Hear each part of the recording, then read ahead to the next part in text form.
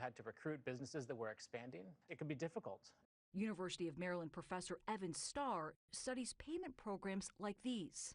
Now, with remote work, what you can do is try to attract workers directly. He points to a successful pioneer, Tulsa Remote, which has enticed more than 3,000 participants with grants of $10,000 each. The investment has paid off, raising an additional $11 million in new tax revenue. They can use that money to spend on schools and other local amenities. They can make a big difference in the area. Dave Caparelli is looking for a similar boost in Cumberland. That was probably in the early 50s. It was just a different time, you know. Seems like it was pretty bustling then. It was, yeah. And we'll get back to that. Yeah. Hope too. But if hope alone won't get it done, the thinking here? Throw in some dough as well. Nancy Chin in Cumberland, Maryland.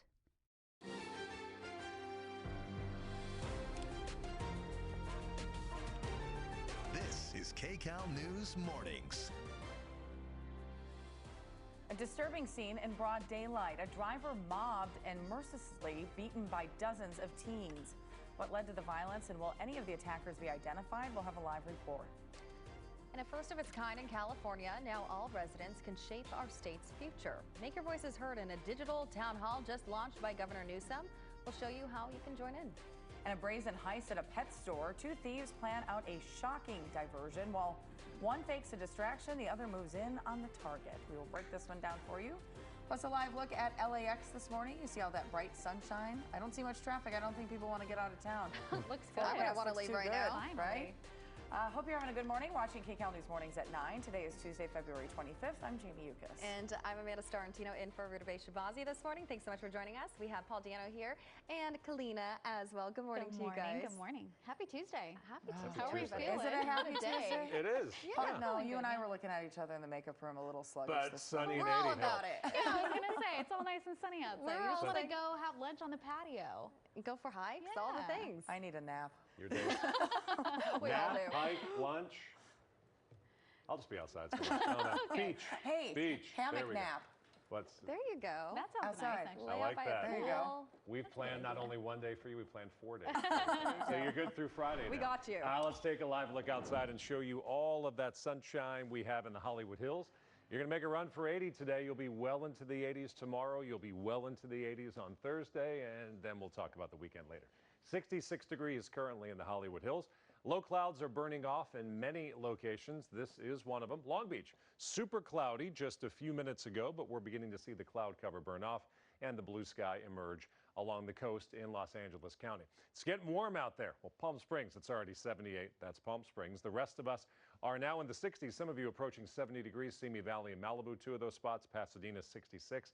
Downtown Los Angeles, just south of Dodger Stadium, is the new location. It's been there almost a year. 63 degrees, a little cooler, a little cloudier at LAX and Santa Ana, and Laguna Beach, 53. A terrific Tuesday to get outside.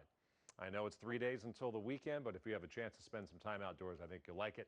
Warm for the next 3 days. There is a cooling trend coming with that pattern flipping on Friday, but the next couple days will be super warm.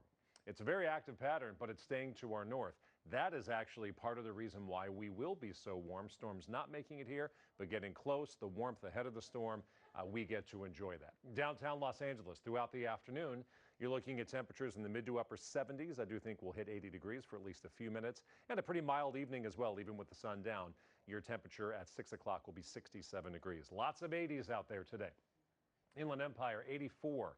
Our warmest valleys, 89, and Los Angeles hitting 80. If you're heading to the beach, it will be cooler there, 70 degrees, and the high desert sunshine with a high of 77. Tomorrow's the warmest day of the week, and so far the warmest day of the year. We'll talk about how warm coming up right now. A 9 a.m. check of the roads with Kalina. Good morning. Hi, good morning. Okay, so I have some good news to tell you about. Stalled van was here on the southbound 405 past the 101. Lanes, though, now open. But the bad news, the 405 is now jam-packed. This is where it was. It was hanging out right over here. It's not there anymore. You can still see the traffic, though, in the southbound direction. It'll take you an hour and 34 minutes to get through. That's from Devonshire to Sunset, and then you clear up the rest of your ride to the 10. Speaking of the 10 through Mid-City, you're jam-packed as well. Now, the 10 out in this area, heading through West Covina, pothole repair work finished up. Lanes now open, eastbound before Vincent. Still about a 10-minute ride, so it's really not too bad. If you want to avoid it, you can take the eastbound 210 or the eastbound 60 instead. And here's a look at the Inland Empire. Finally, the crash on the 15 South before Cleghorn cleared up. Lanes now open. This backup was about an hour and a half earlier. Now it's 45 minutes between the 395 and Cleghorn. So definitely is an improvement, not by much, but it's still looking better. And northbound side of the 15 from Lake Street to Cajalco, that'll take you 27 minutes to get through. Orange County, you're slow on the 5 in Santa Ana. Jamie and Amanda, back to you. Lena, thank you. New video shows dozens of teens beating a man unconscious near Beverly Hills. And police need help finding them now. Kcal News reporter Tina Patel is live in the Carthay Circle neighborhood. And Tina, this video is just absolutely disturbing here. Yeah, and I just checked with police. Unfortunately, they don't have any updates right now, but they're hoping that somebody out there maybe recognizes one of the teens who beat a man in this intersection and then left him on the ground. That's why they released the video. Now take a look. We've blurred the faces because police believe some of the suspects are underage, between 16 and 18 years old. Police say there were a group of about 25 of them on bicycles messing with drivers here on San Vicente Boulevard Saturday evening around 5 p.m. Witnesses say a 27-year-old man got out of his car when someone smashed his windshield, and that's when the mob of teens knocked him down, punching, kicking, and stomping on him. That man is now recovering at home. According to his family, he did have some injuries to his face and head, but he did not need to be hospitalized. Here's how one witness described the attack. It was extremely violent. They didn't care about his life. You could tell they were kicking him in the head, they were kicking him in the body. They had absolutely no sympathy whatsoever for this victim, and it was completely unprovoked. Now, 6 weeks ago, there was another incident involving teens on a bike just a mile and a half away. That group confronted the driver of a white Mercedes who was speeding around them, at times running red lights and going on the wrong side of the street. The teens ended up following that driver into a parking garage, jumping on his car and attacking him. As we come back here, police have not said whether they think this is the same group of teens involved in both incidents. But again, they're asking anyone in the public who might have information to come forward. They want to do all they can to find the people responsible and to make sure there are no more violent attacks. We'll send it back to you. Okay, wow. It's a rough one. Yep. Tina, thanks. Developing news right now, a break-in at a boutique store caught on camera. Assignment manager Mark Lou at the desk with video. Mark? Yeah, Jamie, so our breaking news crew at the scene spoke to the owner of the store, and she says due to a camera malfunction, her security system only caught video of the suspect leaving, but she wanted everyone to see it. Hopefully someone recognizes who this burglar is. Right there, you're going to see that suspect, arms full of merchandise, leaving the Stacy Todd boutique clothing store in Studio City this morning. I've looped it so you can get a better look. It appears to be an adult man wearing dark clothing and a hat.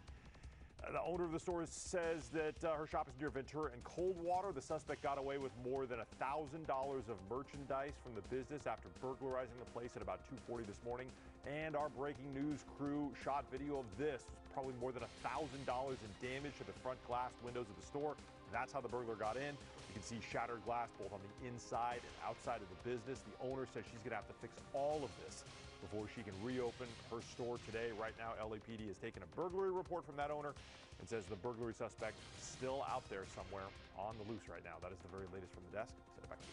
Hope they catch him. Mark, thank you. Two deadly shooting incidents in the same spot in the Westmount community. Yeah, right now detectives are trying to fit the pieces of this puzzle together to see if there's some sort of connection here. KCAL News reporter Cara Finstrom is live in Westmount, where she talked to a detective about this case. Cara, what are you learning? Well, that sergeant tells us that it appears the woman who was killed last night was in this alley and that a candlelight vigil had just taken place for the man who died the night before. Neighbors tell us they heard 6 or 7 gunshots right before 10 p.m. Here's more from that sergeant. It's possible that our victims in this case were attending the vigil or knew about the vigil, but we don't know what incident sparked this gunfire.